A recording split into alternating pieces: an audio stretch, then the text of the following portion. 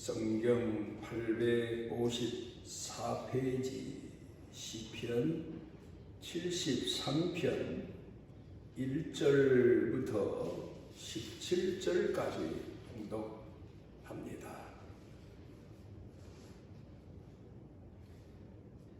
하나님이 참으로 이스라엘 중 마음이 청결한 자에게 선을 행하시나 나는 거의 넘어질 뻔하였고 나의 걸음이 미끄러질 뻔하였으니 이는 내가 악인의 형통함을 보고 오만한 자를 질투하였음이로다.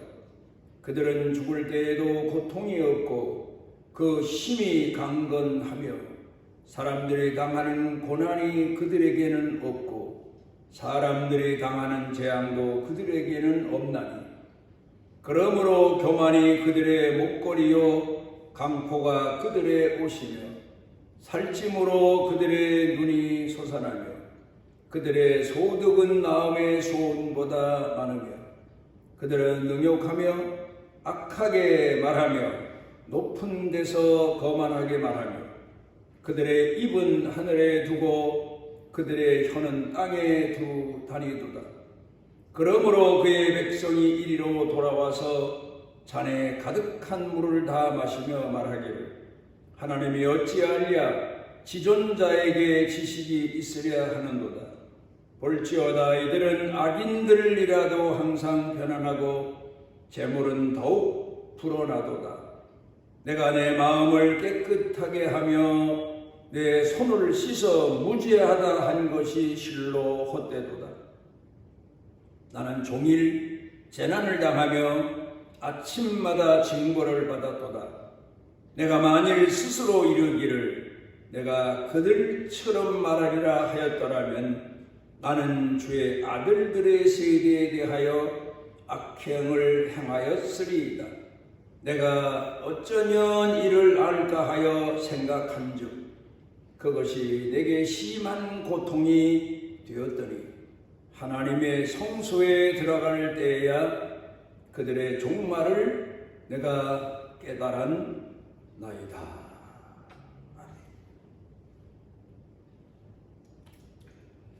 인간을 가리켜서 사회적 존재라고 합니다. 우리 조상들로부터 살아온 역사를 돌이켜보면 농경 사회 속에서 살았다고 해도 과언이 아닐 만큼 긴 역사를 농경 사회를 이루며 살아왔습니다. 그러다가 우리나라 사람들에게 있어서 특이한 것은 지식사회를 동경했습니다. 그래서 자녀들을 공부시키는 것, 그게 바로 부모들의 열망이었습니다. 지식사회, 지식의 사람이 돼야 그 사회에서 내노라하고 살 수 있다, 뭐 그런 의미겠지요. 그 다음엔 우리 사회에 찾아온 것이 바로 산업사회입니다. 지식사회를 동경하던 나라 민족에게 산업사회가 오자 급속도의 경제적인 발전을 가져올 수가 있었다고 우리가 볼 수가 있겠습니다. 그리고 그 후로 좀 더 우리가 살펴보면 정치사회, 정치하면 꼭 정권을 얻기 위해서 노력하는 그런 사람들 사회뿐만 아니라 사회 전반에 걸쳐 교육, 문화, 이 모든 것들이 다 정치 사회 속에 속한다고 볼 수가 있겠습니다. 그런가 하면 이런 과정을 거치면서 우리가 부인할 수 없는 또 하나의 사회가 있는데 그게 바로 종교사회, 그렇게 말할 수 있겠지. 많은 국민들이 각자 자기 개인의 종교를 가지고 있다, 그런 이야기를 합니다. 그런데 살아오면서 농경사회, 지식사회, 산업사회, 정치사회에도 정통적인 길이 있는가 하면 종교사회에도 정통신앙의 길이 있는데, 그럼에도 불구하고 이단도 수없이 많이 있었고 또 지금도 있고, 또 그런가 하면은 이 지식사회를 주로 이루고 살던 시대에도 우리가 돌이켜 생각해 보면 한국 사람들이 피부로 느낄 만큼 역사적으로 많은 폐허를 가져왔던 공산주의 사회, 북한이 지금도 존재하고 있는데 이런 세상도 있습니다. 또 그런가 하면은 이걸 하나의 공산주의를 우리 민족은 참 이상하게 북한을 보면 신격화하는 종교사회 같은 그런 나라를 이루고 살고 있습니다. 그런가 하면 종교사회에서 빼놓을 수 없는 존재가 또 하나 있는데, 숨은 존재, 이단은 사람을 신처럼 따르는 사회이지만 이 사단의 종교가 있습니다. 신내림이 있고, 또 그것만이 아닙니다. 이 사단은 세상 각 분야에 있어서 마치 천사의 탈을 쓰고 위장해서 사람들을 미혹하고 넘어지게 하고 하나님을 공경하지 못하게 하고, 하나님을 공경하던 사람들을 허황되고 망상된 길로 빠져 스스로 멸망을 자처하게 하고, 이런 일들을 계속해 오고 있습니다. 여호와의 종교, 예수 그리스도를 통한 하나님을 공경하는 신앙 세계에 우리가 있다는 것이 얼마나 감사한 일인지 모릅니다. 그런데 우리 인간 세계에서 우리가 오늘 이 시간에 깊이 생각해 봐야 될 내용이, 우리 인간은 어떤 사회를 살고 어떤 사회에 큰 영향을 받아왔던 영적인 존재라는 사실. 물질의 세계만이 아니고 보이는 세상만이 아니고 영적인 세계에 하나님이 계시고, 영적인 세계를 주관하시고, 영적인 자녀로 선택받고, 그 하나님께서 주신 계시의 말씀을 마음에 새기고 오늘을 사는 사람들, 바로 성도들입니다.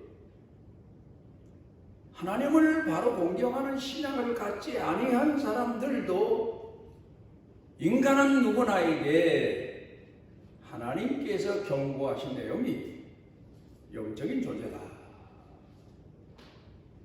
그래서 성경 가운데 보게 되면 하나님을 잘 공경한 사람들은 마지막 날 심판대 앞에 설 때 오른편에, 헛되이 하나님을 공경했던 사람들이거나 하나님을 몰랐던 사람들, 이런 사람들은 왼편에 심판하신다. 오른편은 천국을 말하고 왼편은 요새 흔히들 말하는 지옥을, 하나님의 심판을 가리켜 말씀하고 있습니다. 철학자 다드라고 하는 사람이 사람들의 사는 생활, 생의 모습을 지켜보니까 세 종류더라. 하나는 과거에서부터 현재를 사는 사람, 과거의 경력, 과거의 경험, 과거에 가졌던 것, 이런 것들로 오늘을 사는 사람들, 과거의 사람일 수밖에 없습니다. 그런가 하면은 현재를 사는 사람들, 사람이 내일을 어떻게 알 수 있어? 오늘 행복하면 됐고, 오늘 내가 편하게 편안함을 누리면 살면 됐지. 내일이 없는 사람들. 그 다음에 세 번째는 미래로부터 오늘을 사는 사람들. 참 중요한 내용입니다. 목적을 위해 사는 사람들. 우리 그리스도인들로 말하면 하나님과의 약속된 날을 향해 사는 사람들을, 그날이 목적이고 그때가 목적이고, 마치 결혼을 약속한 신랑과 신부가 그날을 목표로 열심히 각자 인생을 사는 것처럼, 우리 그리스도인들은 바로 하나님과의 약속된 그날, 하나님 만나는 날, 내가 이 세상을 떠나는 날, 하나님 심판대 앞에 서는 날, 그날을 위해서 오늘을 사는 사람들. 불란서 파리에 가게 되면 한 수도원이 있는데 그 입구에 이런 문구가 새겨져 있는 돌비석이 있다고 합니다. 아프레셀라, 아프레셀라, 아프레셀라, 세 단어가 기록되어 있다는 겁니다. 이 내용은 해석하면 그 다음은, 영어로 말하면 after that 이라는 말이 되겠죠.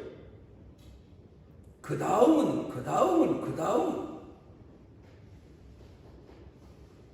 이 세 글자가 강조되듯 새겨지게 된 연유가 어떤 법대생이 어렵고 힘든 가운데서 열심히 공부를 합니다. 그런데 이제 마지막 학기 하나를 남겨놨습니다. 지금까지는 이렇게 저렇게 고학을 하면서 학비를 조달했는데 도저히 마감 날짜에 학비를 낼 수가 없습니다. 그래서 생각하다 신부님을 찾아갔습니다. 찾아가서 자기 사정을 얘기합니다. 그랬더니 이분이, 신부가 주저하지 않고, 이거 마침 잘 됐네, 누가 날 보고 좋은 데 쓰라고 헌금을 놓고 갔는데 아마 자네 주라고 하나님이 그 사람을 보내신 것 같네, 이거 가져가게, 등록하게. 그래서 감사합니다. 그리고 이 청년이 돌아서서 그 신부 방을 나오려고 하는데, 잠깐만. 그래서 돌아섭니다. 이 돈 가지고 가서 마지막 학기 등록금을 내면 그 다음은 뭘 하나? 법대 졸업하고 훌륭한 법조인이 돼서 어렵고 힘든 억울한 사람들을 위해서 공헌하겠습니다. 그랬더니 그런가? 그리고 보내지가. 그 다음은 또 물어보는 겁니다. 글쎄, 그 다음은 제가 변호사도 되고 사회적 지위가 있고 돈을 많이 모으게 되면 제가 이렇게 어려운 처지에 있을 때 도움을 받았으니 어렵고 힘든 사람들을 위해서 공헌하겠습니다. 헌금하고 도와주고. 그랬더니 그런가? 그리고 참 훌륭한 생각이네. 그리고 보냈으면 좋은데 그 다음은 또 물어보는 거. 다음은 그 말씀을 다시 들으면서도 불안한 마음이 들었지만 세 번째 말을 듣고 난 다음에는 그 다음은 죽게 될 텐데 스스로 생각을 하게 된 겁니다. 그래서 들고 가는 돈을 다시 신부 앞에 갖다 놓고 법 공부 그만하겠습니다. 그리고는 그날로 수도원에 들어가서 신앙 생활을 일생하면서 수도사가 되었다. 그런 이야기입니다. 우리가 이 세상에 살 동안에 어떤 처지의 인생을 살든 중요한 게 하나가 있습니다. 분명한 것 하나가 있습니다. 그게 뭔가 하면 세상 사람들로 말하는 세월 속에 사는 인생이고 우리 그리스도인들에게 말하자면 시간 속에 사는 인생, 정해진 시간 속에 사는 인생입니다. 중요한 우리가 의미를 마음 가운데 새기고 살아야 됩니다. 오늘 여러분은 여러분에게 부여된 인생의 기간이 얼마나 되리라고 생각하십니까? 이 세상에는 모든 생명체에게 정해진 기간이 있습니다. 사람이 다 동일하진 않지만 짧은 사람도 있고 긴 사람도 있고 그래봐야 몇 년, 몇십 년 차이일 뿐입니다. 어디쯤 살고 있나? 여행을 갈 때에도 여행을 가서 다닐 때에도 다녀서 돌아올 때에도 현대인들에게 있어서 가장 중요한 것은 시간 개념입니다. 하루를 살아도 그렇잖아요. 내가 지금 몇 시쯤 살고 있나?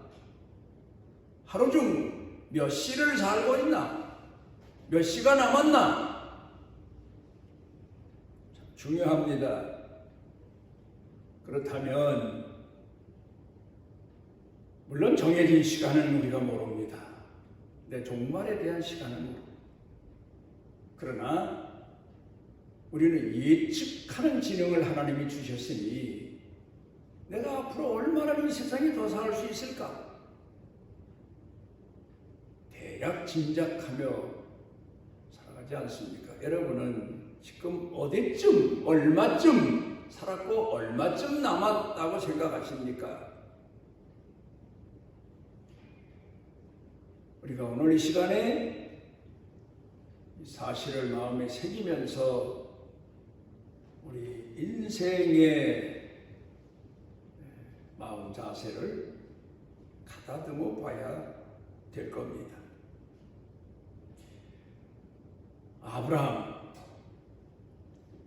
아브라함은 과거도 현재도 다 미래를 위해 산 사람입니다. 하나님 앞에 순종하고 하나님과의 약속이 이루어지는 그때를 바라보고 산 사람입니다. 오늘도 우리가 그 믿음, 그 신앙 생활의 자세가 필요합니다. 예수님이 이 땅에 왜 오셨나? 우리를 죄에서 구원하시기 위해. 간단하지만 또 좀 더 넓혀보면 하나님께서 인간들에게 물질적인 세상, 눈에 보이는 세상, 오늘 누리고 사는 세상만 있는 게 아니고 인간은 영원한 세상을 살고 있다. 영원한 세계를 통치하시는 하나님이 계시다. 그 하나님을 바라보고 믿고 그 하나님 말씀대로 순종하며 살아라. 왜? 인간에게는 이 세상만이 다가 아니기 때문에 그걸 가르쳐주고 깨우쳐주고 일러주기 위해서 선지자들을 수도 없이 보냈지만 그 선지자를 핍박하고 거절하고 거부하고 하나님 어디 있느냐? 인간이 배부르고 등 따스고 권세 가졌으면 되지 뭐 그 이상의 세계가 또 어디에 있느냐? 부인하고 불신하고. 그래서 예수님께서 이런 죄인들을 깨닫게 하기 위해서 이 땅에 하나님의 아들이 육신의 몸을 입으시고 오셔서 하나님이 계시다. 말씀으로 세상을 창조하셨다. 말씀으로 병을 고치시고 말씀으로 세상을 통치하신다. 하나님이 계시다. 눈에 안 보이지만 영적인 세계를 통치하시고 이 우주 만물을 통치하신다. 그러면서 불신과 어리석은 타락의 죄값을 대신 다 치르시고 십자가에 못 박혀 구원을 완성해 놓으시고 하늘로 다시 가셨습니다. 그런데 그를 믿고 오늘을 사는 사람들이 우리인데 문제가 있습니다. 예수님이 이 땅에 계실 동안에도 수도 없이 시험을 당하셨습니다. 사단이 존재한다는 얘기입니다. 하나님을 공경하고자 하는 신앙인들을 회방하고 방해하고 미혹하고 넘어지게 하고 못 믿게 하는 어둠의 세력 사단이 있다는 겁니다. 예수님께서 그 사실을 가르쳐 주신 겁니다. 몸소 시험을 당하시면서 물리치시면서 제자들에게 오늘 우리에게 그 사실을 가르쳐 주셨습니다. 그런데 그 시험은 참 사단은 간교해요.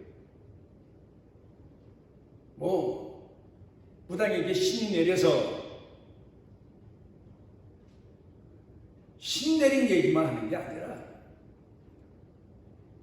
먹는데도 뛰어들어 시험하고 사는데도 뛰어들어 시험하고 선을 행하고자 하는데도 뛰어들어 시험하고 심지어 하나님을 공경하는데도 뛰어들어 시험하고 어떻게 하든지 하나님을 못 믿게 하고 하나님 믿으면 손해난다, 예수 믿으면 득될 게 하나도 없다, 이런 식으로 사단은 사람들을 유혹하고 미혹합니다. 요사이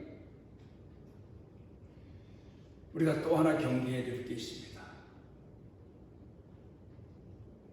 몇 년 전에는 이단 때문에 교회가 혼란을 겪었죠. 많은 성도들을 빼앗겼죠. 그러다가 이제 또 전염병을 통해서 교회들이 고난을 겪었죠. 그런데 요새 보면 유튜브 같은 데 보면 죽음학 또 그런 학문 또 그런 증인들이 나타나서 사람들을 미혹하게 합니다.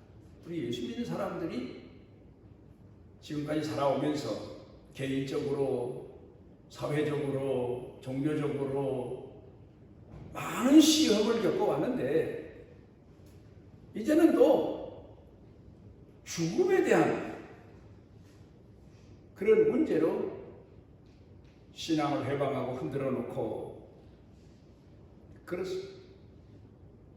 우리나라의 서울대의 정모 교수라고 하는 분은 서울대 교수니까 상당한 지식의 권위를 사람들로부터 인정받지만 이분이 근사 체험한 사람들, 죽었다 살아난 사람들, 또 죽는 사람들에 대해서 연구하시는 대표적인 분입니다.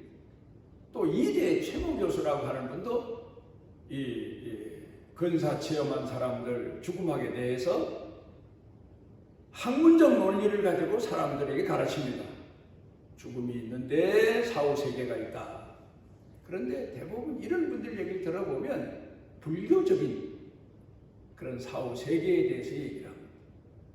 그 전에 우리나라에 이런 죽음학이 들어오기 이전에 벌써 이미 엘리자베스 페블러라고 하는 교수는 죽음학의 선구자 그렇게 말하죠. 그게 나아자면 끝도 없습니다. 그런가 하면 스웨덴 볼이라고 하는 이가 죽은 다음에 저 세상을 체험하고 와서 쓴 책이 또 있기도 합니다. 또 그런가 하면 뇌과학자라고 하는 미국의 유명한 이븐 알렉산더라고 하는 분은 그분이 좀 성경에 가까운 그런 간증을 했더라고요. 또 그런가 하면 마틴 루버라고 하는 또 목사님도 간증하고, 심지어는 제가 그저 알만한 잘 아는 목사님도 천국 지옥 다녀왔다고 간증 다니시다가 수년 전에 돌아가셨는데, 우리 예수 믿는 사람들이 항상 깨어 각성해야 될 게 있습니다. 학자요, 의사요, 또 교회의 영적인 지도자요, 이런 사람들의 간증을 들어보면서 액면 그대로 받아들이는 경향이 있습니다. 이게 문제예요. 세상이 한참 지식사회를 이루고 살 때에 뛰어든 게 뭔 줄 압니까? 진화론이에요. 공산세계를 이루게 된 거예요. 거기는 창조론을 부인하는 거죠. 하나님을 부인하는 게 근본적으로. 그래서 예수 믿다가 공산주의에 빠져서 지상낙원을 이룬다는, 신앙 다 버린 사람들 수도 없이 많아요. 물론 거기 유혹 시험에서도 지켜낸 사람이 있지만, 그런데 이 모든 것을 통틀어서 우리가 오늘 깊이 생각해 봐야 될 것은, 사단은 얼마나 간교한지. 과학 세계에도 미혹자 노릇하고, 지식 세계에서도 미혹자 노릇하고, 경제 사회에서도 미혹자 노릇하고, 모든 분야에 이 사단 마귀가 양의 가죽을 쓰고 사람들을 미혹하고 하나님을 못 믿게 하고 회방하는 그런 일들이 얼마나 많은지 모르고. 그래서 우리는 이 신학을 공부할 때 종말론에 대해서 공부를 합니다만은 이때 우리가 분명하게 깨닫고 마음에 새겨두어야 될 것은 오늘 성경 본문이 하나님을 잘 공경하는 신앙인입니다. 그런데 자기는 그렇게 진실하게, 그렇게 충성스럽게, 그렇게 열정적으로 살았는데도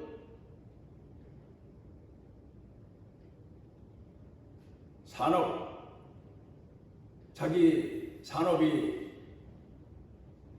내놓으라 할 만큼 발전하지도 못하고 형통하지도 못하고 고난과 시련이 계속돼요. 내가 신앙이 부족해서 그런가? 그리고 둘레둘레 돌아보니까 아니, 세상에 저 악인은 하나님도 모르고 하나님 공경하지도 않는데 세상에 부는 혼자 다 축적하고 이 땅에서 형통함을 다 누리고 죽을 때에도 편안하게 죽고 흔들렸어요. 아마 그런 걸 보는 신앙인 눈에 사단이 와서 봐라, 하나님이 계시냐 안 계십니까? 이런 세상이지 않느냐. 내게 절하라, 나를 믿어라, 내 말을 들어라, 천하 만국을 다 주마. 예수님 시험했듯이 이렇게 시험을 당했습니다. 그런데 오늘 성경 본문에 아주 중요한 내용을 얘기하고 있습니다. 넘어질 뻔했다, 시험 들 뻔했다. 넘어졌다는 얘기죠. 시험 들었었다는 얘기죠. 그러나 내가 하나님을 공경하는 신앙인으로서 이대로 넘어져야 되겠느냐? 하나님 성전에 들어갈 때 깨달았다. 무슨 얘기입니까? 이게 시대적인 배경을 봐야 돼요. 하나님 성전에 들어가서 깨달았다. 교회만 갔더니 깨닫게 됐다. 그건 뭐 그렇게 단순한 얘기가 아니에요. 하나님 성전에 들어갈 때 악인의 종말을 깨닫게 됐다. 무슨 얘기입니까? 말씀을 통해서 깨달았다 그 말입니다. 옛날에는 우리처럼 이렇게 성경이 없었어요. 성전에 가야만 성경이 있었어요. 율법책이. 그래서 하나님 말씀을 들으려면 성전을 가야 돼요.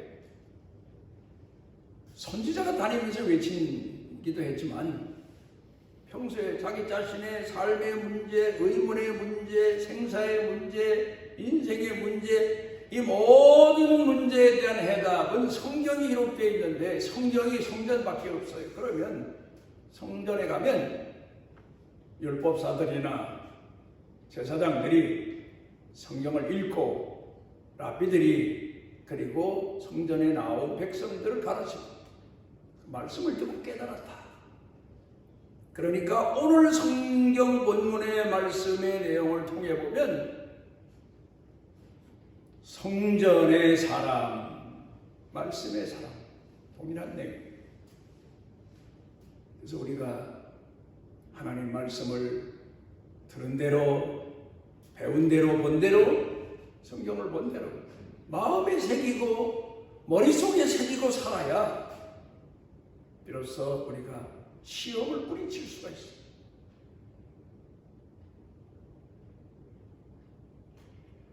성경에서 분명히 예수님이 말씀하신 내용을 통틀어 봐도 우리 예수 믿는 사람들을 가리켜서 열처녀 비유로 말씀하셨고 대표적인 내용이 달란트 비유로 말씀하셨고 우리 얘기 그 다음에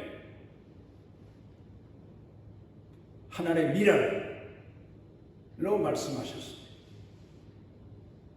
열처녀 비유는 결혼날을 기다리며 준비하는 신부와 같은 성도, 그러니까 예수 그리스도께서 재림하시는 우리가 부활에 참여하는 그날을 향해서 살아가는 신앙인의 자세. 등과 기름은 뭐 어렵게 말할 필요 없어요. 말수가 성령입니다. 늘 기도하며 늘 말씀대로 살고, 그 다음에 달란트는 이거 참 중요해요. 자, 돈이라고 하는 것은 값어치가 인정돼야 돼요. 수표가 은행에 돈이 수표의 액수만큼 저금돼 있어야 돼요.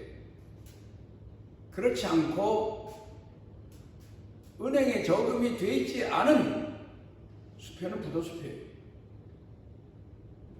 가치를 잃어버린 돈, 아무 쓸모가 없어요. 언제 한번 어느 분이 옛날에 이라크에 돈을 한 자루 가지고 있으면서 누가 줬대. 이 다음에 이걸 자기가 가지고 있다가 이제 이라크가 재건되면 자기는 뭐 엄청 부자가 되고 비행기도 사고 뭐 나는 몇 장 줬어요. 나는 그거 뭐 이라크가 세계적인 부자가 돼서 이 돈이 쓸모가 있다 그래서가 아니라 주니까 받았고 신기해서 받았고 아무짝에도 쓸모없는 휘주각 돼버리고 말하지. 우리 그리스도인들이 껍데기 신앙만 가지고 실제적인 살아있는 능력의 신앙을 상실한 그런 사람들 많아요. 능력을 소유한 신앙인의 삶과 행동, 거기는 마치 실질적인 값어치 있는 돈이 은행에 넣어도 불어나고 투자해도 불어나는 것처럼 삶의 능력을 가르쳐 말씀하고 있습니다. 그 다음에 하늘의 밀. 농사를 지어보면 알지만 예수님도 비유를 들어 말씀하셨지만 껍데기만 있는 것 겨지요 겨. 등겨, 왕겨. 생명력이 있는 씨앗. 땅에 심으면 죽어요. 그렇지만 그 이듬해 싹이 나요. 며칠 있다 싹 나요. 이 땅에서 우리가 죽지만 부활에 참여할 수 있는 하나님이 불어넣으신 생명력 있는 산신앙, 그걸 가르쳐 말씀하고 있습니다. 우리는 지금 시간 여행, 시간 속을 살고 있습니다. 이제 하늘의 밀이 땅에 떨어져 죽어서 다시 싹이 날 날이 멀지 않았고, 나이 든 사람에게는 결혼 날짜가 정해진 신부와 신랑에게는 손꼽아 기다려지는 날로 살아야 될 거고, 돈은 가치 있는 돈, 값어치가 인정되는 능력 있는 돈, 돈의 권력, 능력, 그런 것처럼 산 신앙인의 모습을 가지고 오늘 살아야 돼요. 세상 종말론에 대해서는 몇 가지 학설이 있습니다. 첫째로는 공산주의입니다. 여러분, 몇 년 전에 요새 우리 사회가 이상해져서 그 얘기가 없지만 비전향수라는 얘기가 있어요. 비전향수. 그게 누군가 하면 공산주의 운동하다가 우리나라 법에 의해서 감옥 간 사람이에요. 그런데 전향을 안 해요. 왜? 반드시 그렇게 공산주의 신봉자예요. 이 세상이 지상낙원이, 공산주의가 지상낙원을 이룬다. 그걸 바라보고 산 사람이 대단해요. 예수를 그 정도는 믿어야 되는데. 그 다음에 두 번째로는 돈의 종교. 두말할 것도 없고. 세 번째로는 명예 종교.